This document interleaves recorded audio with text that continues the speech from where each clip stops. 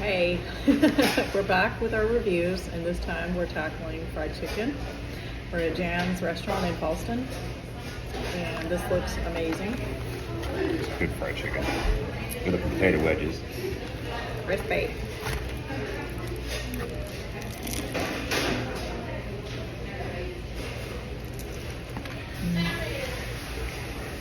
Wow. That's amazing. Yeah.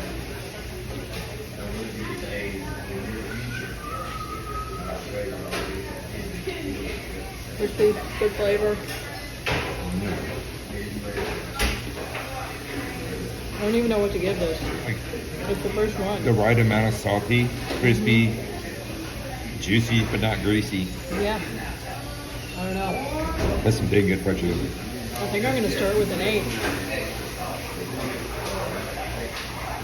Might be At 8-1, least. 8-1. Yeah. Yeah. I think I'm with you on that. Pretty high bar right here. Yeah, it Pretty is. good. So, yeah. Yeah. And very good price. Yeah. 3-piece with the wedges, slaw, and everything, like $8. Yeah. Yeah, not it's bad. amazing. Not bad at all. Yep. So, all right, that's our review.